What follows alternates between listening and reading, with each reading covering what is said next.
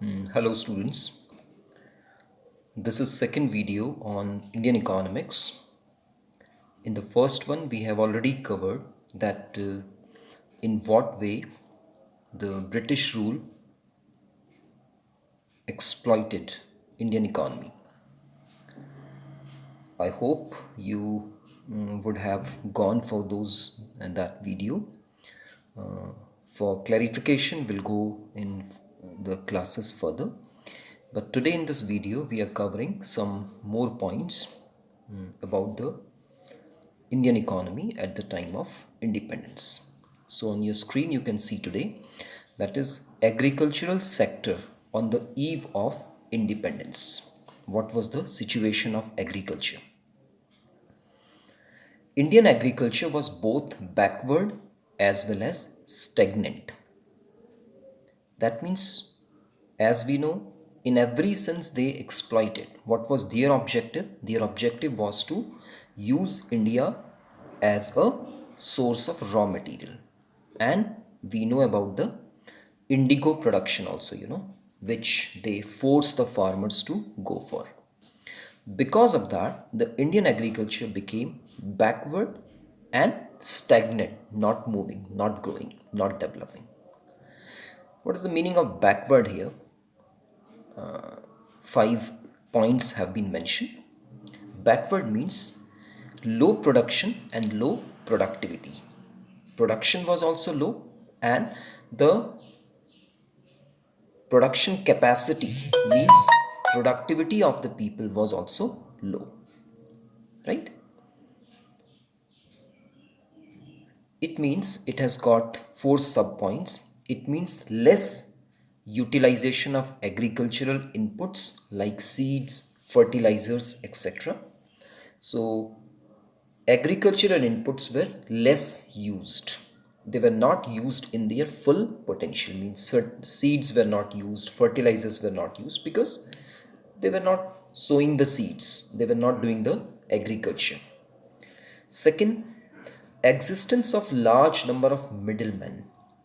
So there were a lot of middlemen, as we have already seen in the previous video, that what the middlemen started doing, they started working as the agents of the Britishers, and they started exploiting the Indian peasants and farmers. So a lot of middlemen were there, right? From farm to market, a lot of middlemen were there. They were destroying the Indian agriculture sector. Third part, increasing pressure of population. Population kept rising in India.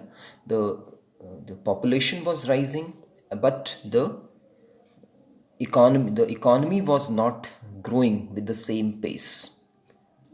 That brought down the production and the productivity. And last, means of subsistence, the way they can survive, those means, the occupational opportunities were going down, right? So it means these are the 4 subpoints of the low production and low productivity.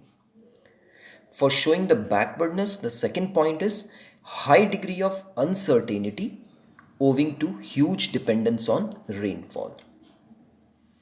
Why the agricultural sector remained backward? Because the Britishers did not develop the irrigation system, right? So the farming was completely depending upon the high degree of uncertainty of the rainfall, right? Third part, dominance of subsistence farming. What was happening? They were actively not involved. There was a they were depending on somebody else. They were not doing the farming by themselves. Zamindar system was there in which he was depending over the other. He was not directly involved in that farming. So that brought a back, the person directly was not engaged. He was depending on somebody. And the fifth point, small and fragmented holdings. Land reforms were not there. What happened that time? You must have seen in the villages. What is the land scenario, the land is quite scattered. Okay, it's quite fragmented. People don't have a big check they don't have where they can actually go for the agricultural production. So that was a problem. So land, small lands, one piece here, one piece there, one piece here. So it was quite fragmented. So these points contributed in making the economy, the agricultural sector, quite backward. Now, in what way? Stagnant. Stagnant means stable, not moving. So here also certain subpoints are there. First, gulf between the owners of the soil and the tillers of the soil. Right? So this gap came between the actual owners of the land and the actual farmer who is tilling on the soil, who is working hard on the soil. There was a gap. Jamindari system was prevailing. And they kept exploiting the land laborers. Land revenue system under British Raj, second point is there, land revenue system under British Raj, exploitation by zamindars. Because those zamindars were the people of the Britishers that time. They remain of the same habit. They considered, yes, okay, still, that was the time of the independence because India was about to get the independence. And those people continued living with the same mindset. The zamindars remained with the same mindset that they are supposed to get the land revenue. So the money they were demanding under this revenue system, which was prevailing since the time of the Britishers. So it continued. That also brought down the agriculture to a stagnant state. It has three subpoints. A, recognized as permanent owners. Right? So zamindars, they were considered as the permanent owners of the land. The person who is tilling hard on the land, he was not having any land rights. Second part, they collected the lagan and did nothing to improve. So what the zamindars were doing, they were asking for that lagan system. Okay, they were asking that revenue from the person who is working on the land, and but in return they were doing nothing just to improve the quality of the land, just to improve facilities for the production. Nothing they were doing. And the C part, they can raise land revenue frequently. Okay, what they did, they kept increasing, every year they kept adding. Okay, this year this much, so next year plus plus plus. They kept increasing the revenue.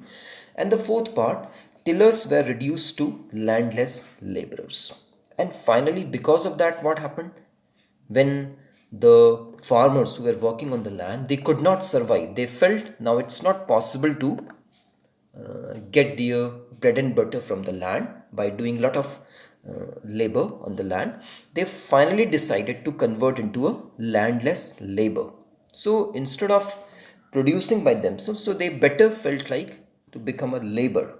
Okay, so they were doing the labor, they were getting their money, and they had nothing to do with the crop. So it was totally on zamindar. So this way it remained a stagnant situation of the agricultural sector.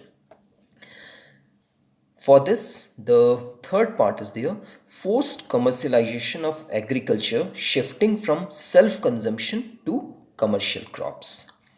That was also one of the reasons that why this stagnation prevailed. What happened? They were forced for the commercialization of the crops. They were forced to go for those crops which have a market value, which are the cash crops. Okay, they were not allowed to go for those crops, food crops, which they require for their survival, for their existence. So all that, that shift was there from their self-consumption crops to the capital crops or the cash crops. it also brought the agricultural sector to a stagnation state. So we have studied that at the time of the this on the eve of the independence, the Indian agriculture was both backward as well as stagnant. So some of the sub points we have covered, you can see on the slide. Right. Moving further, now we will talk about at that time the situation of the agriculture was quite pathetic, काफ़ी बुरी condition थी. Now what about the industrial sector? Industrial sector too was struggling. वो भी बहुत अच्छा नहीं था because ultimately the Britishers were using it as the colonial economy. They were taking the raw material from India and they were doing the industrial revolution in England, not in India, right? So industrial sector was poor due to following reasons. So the condition of the industry too was very, very bad. At that time, no industries were there in India. People were actually jobless. Now the first one is there, deindustrialization. Britishers made India mere exporter of raw material and importer of finished goods, which led to decline of indigenous handicraft industries and massive unemployment. So it is coming into deindustrialization. They did not do anything for the industrialization. They did not establish any new industry. But what they did, whatever the prevailing industries were there, which industries were prevailing? The India was very well in handicraft. Okay, so in silk production, that also they destroyed. How? Their policy was what? To take India just as a raw material supplier. They were exporting the raw material from India to England, and the ready goods which they were making over there, and even those goods were not suitable. That's where the kind of cloth they were bringing to India, all synthetic kind of cloth, all terraline kind of cloth. Indians were not familiar with that kind of cloth. They were tuned to go for the cotton, silk, that kind of. So this change they brought, right? Because of that, what happened? The people had no such employment, so they became unemployed. Industries also collapsed. Employment was also not there. So the economy went down. Second part, very few modern industries. First we have taken, they did deindustrialization, and second one, very few modern industries were there. Like only those industries were developed which could serve British industries, and they remain in infant stage. In fact, just to extract the raw material, even you require some of the supporting industries, right? So those supporting industries which were just helping in the extraction, like in the transport of the raw material. So to some extent these railway tracks were established. So for that they must be making some rail coach or wagons and all. For that they must be having some industry, but the objective of that industry was not to establish an industry in India.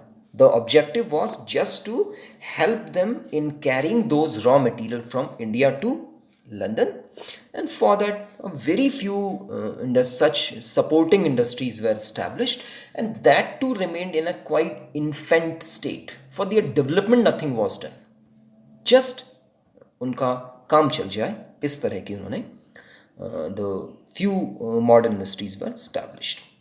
Third one, competition from machine made products. Now what happened? Why the industrial sector of India could not sustain? Now the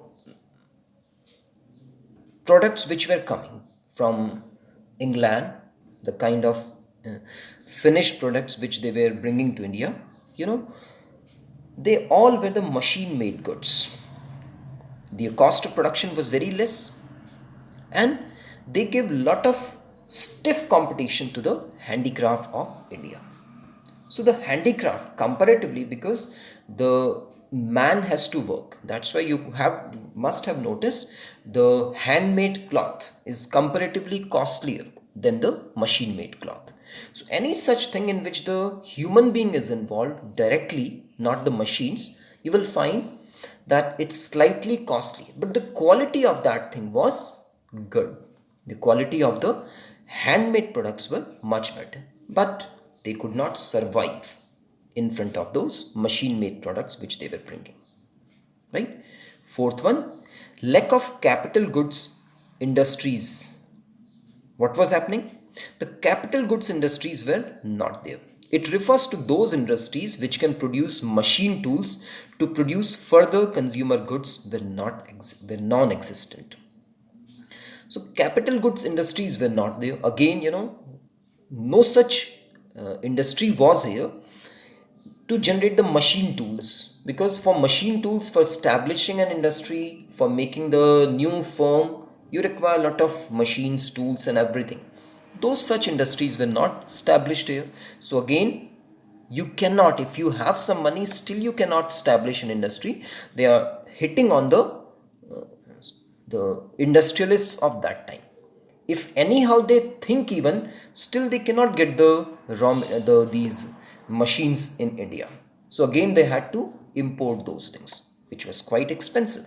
So no chances of establishing any such capital good industries were there.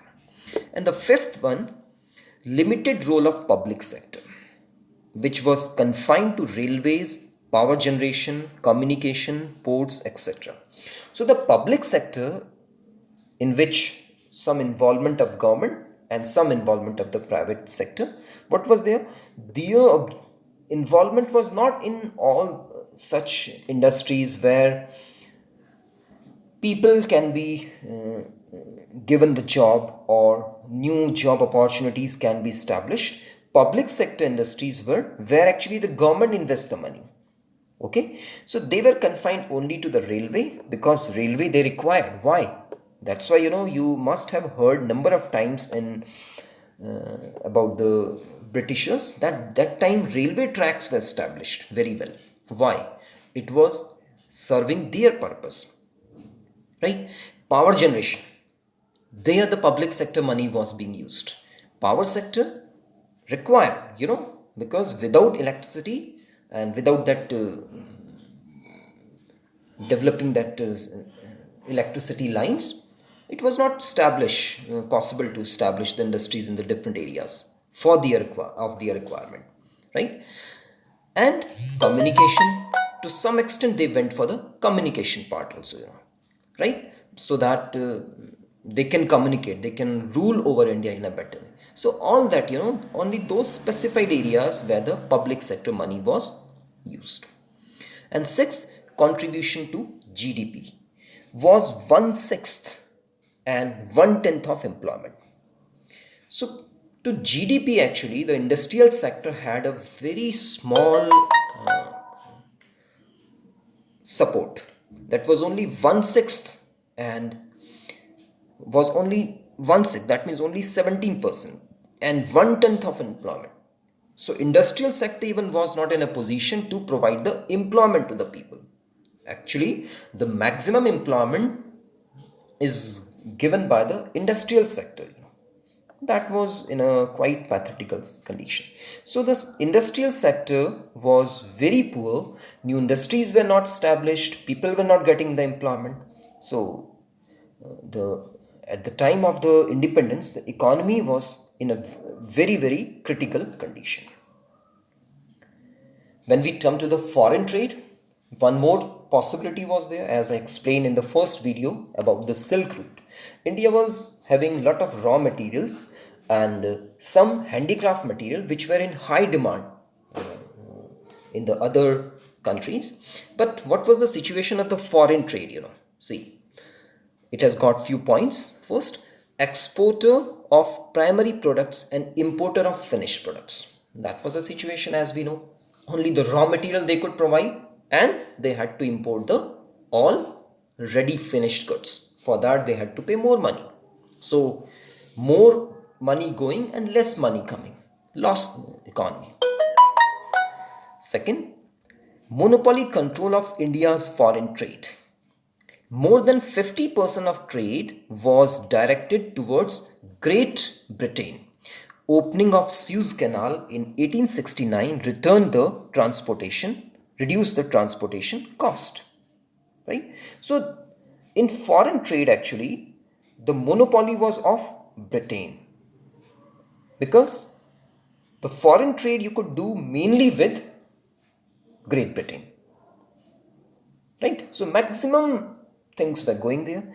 And in 1869, what happened? They established that Suez Canal, through which a sea route was established, and it was very easy for them to take the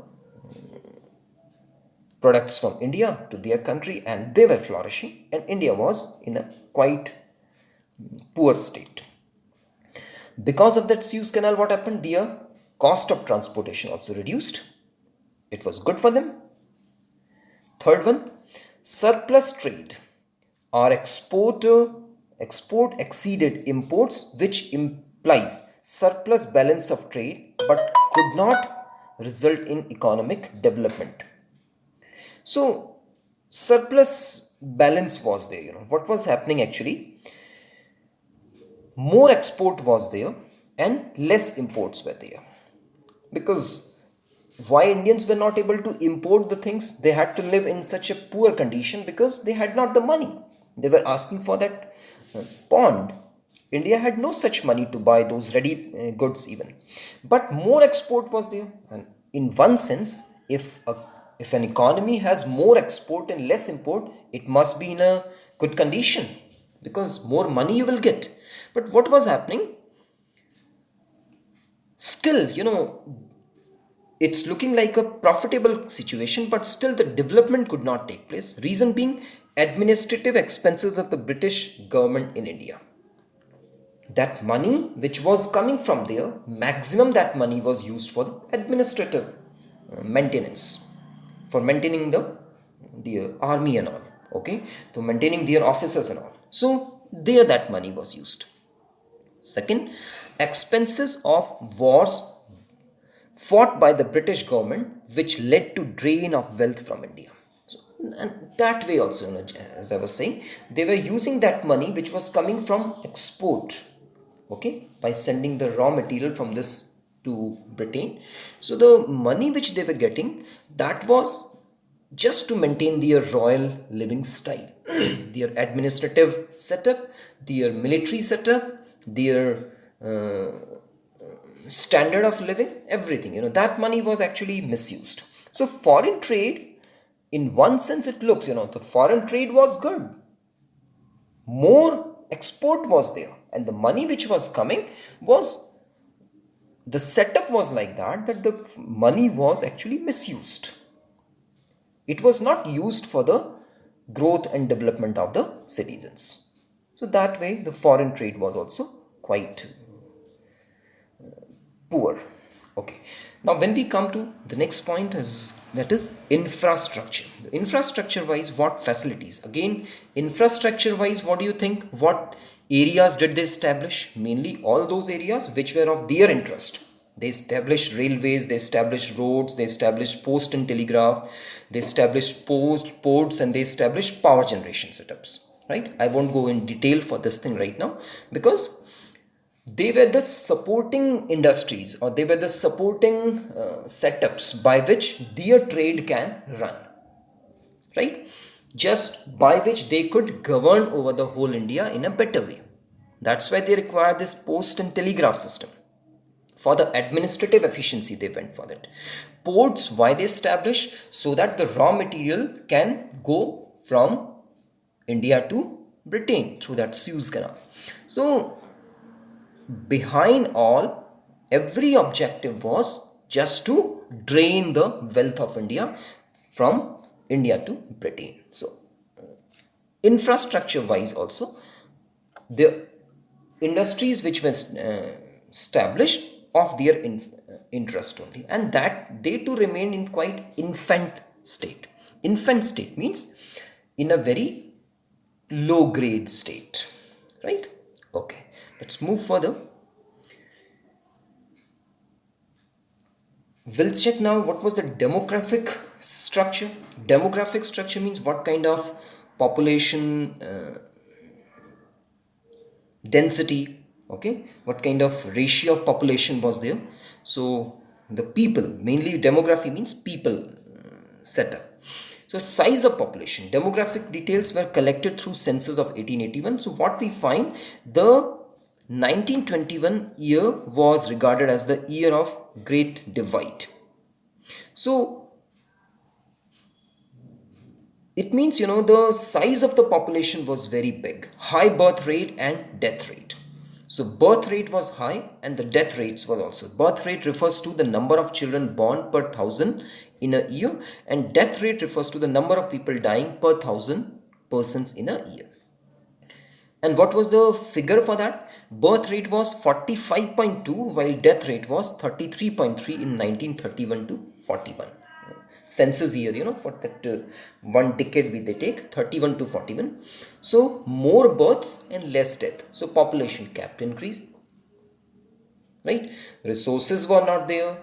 Families had no such money to support themselves and the population kept increasing. Right?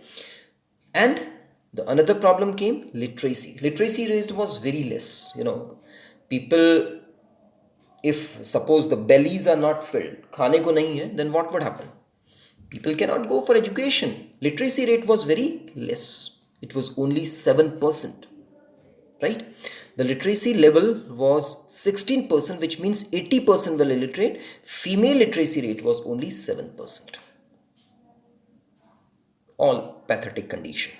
And health wise, hygienic condition, health condition, no such facilities, medical facilities were not there. So poor health facilities were there. Okay, life expectancy was 32 years and in 2016 it raised to 68.3. So at that time, at the time of the independence, it was just 32 years. An average age of an individual was 32 years because he was always living in malnutrition. He was never getting the medical facilities. How could he survive? That was the demographic structure we just understood. Occupational structure, what kind of occupation people were engaged in? If we come to its data, it's mentioning, it means distribution of workforce among different sectors of the economy. In the economy, what was the occupation for which the people were going? Predominance of primary sector. 72% in 1951, whereas manufacturing sector was 10% and service sector was 18%. Right? So in the primary sector, 72% were involved. Primary sector means the same. Main primary sector was agriculture in India. Right? Manufacturing, industrial sector only 10%, and in the service sector, job kind of thing, where you're providing some of the service sector means you are educated, now you're ready to give some of the service. Only 18% were there. Regional disparity. State like Tamil Nadu, Andhra Pradesh, Kerala, Karnataka, Maharashtra and West Bengal, the workforce on agriculture declined, whereas in Orissa, Rajasthan, Punjab, the ratio increased. So there was a disparity. Those states where people were finding, this agriculture is actually not bringing any improvement to their lifestyle. So gradually they stopped involving in agriculture sector, started looking for some of the option. So because of that, what happened? Some of them felt like, it's better to go for some service sector option. They kept looking for the option. And because of that, the development was what? Unequal. The whole country, it was in different states, the development of the economy was quite unequal. It was not a balanced development. So that's why still, the term comes which we call the Bimaru states. The concept has come from there only, Bihar, Madhya Pradesh, Rajasthan, Uttar Pradesh. In all these states, still the condition is quite pathetic. Its roots are there. because the people remained backward. Such developments could not take place. And in other states like Tamil Nadu, like Andhra, like Kerala, like Karnataka, those states people felt like they have to switch on to some better option. So occupational structure was quite imbalanced. Lot of, I mean, the whole scenario of the economy was like this, that people were all striving or struggling hard, right? So we have gone for, in fact, we have already gone for some of the that point of view, that if from Indian point of view we find these things were very bad and it's not good, but certain good things for the economy, not for the Indians but for the economy, certain good things happened. What was the positive impact of British rule? Let me go for this quickly. Improvement in agricultural productivity. What happened? Because they wanted the raw material or the crops which they wanted from this one. So agriculture productivity enhanced. Commercialization made as a profitable venture rather than mere means of subsistence. Because they introduced the commercial crops, right? So for that sort of profitable ventures were there. Some of the companies were coming, they were saying, okay, we'll buy your cash crop, you produce for us. So sort of competition was there. Better means of transportation, because the raw material which they were making, they had to transport. They had to carry those things to the port areas, seaport areas. So up to their roads and rail connectivity was made better. The roads were well connected, right?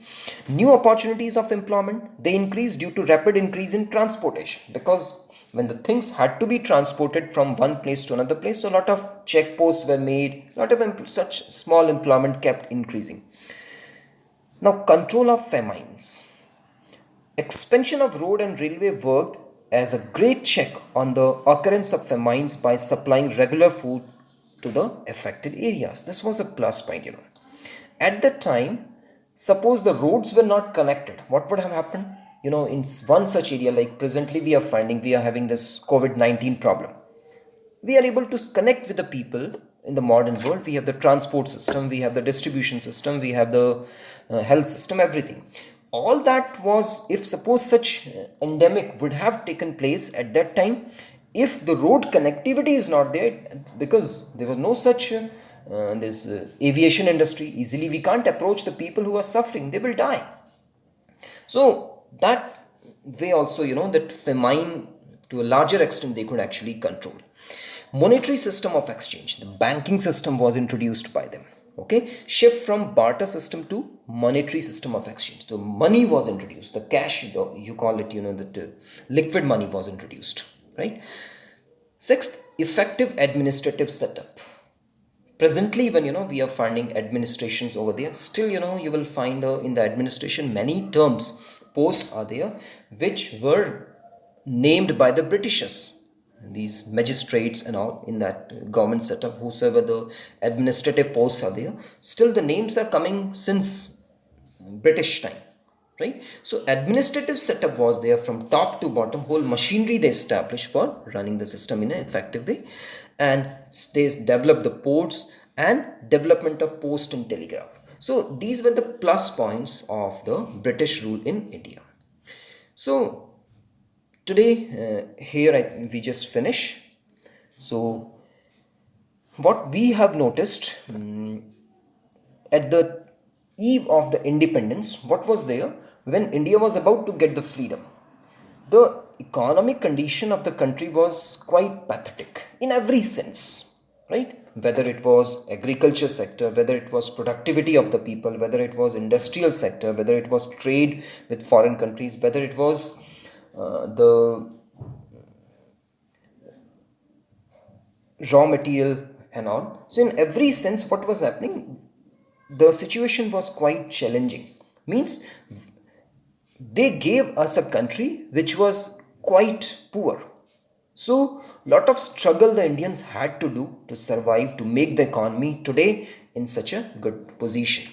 So this was the whole journey we have seen with what way we started and where we are today. We'll continue studying that in what way after independence, what improvement, what policies, what way the 5-year plans did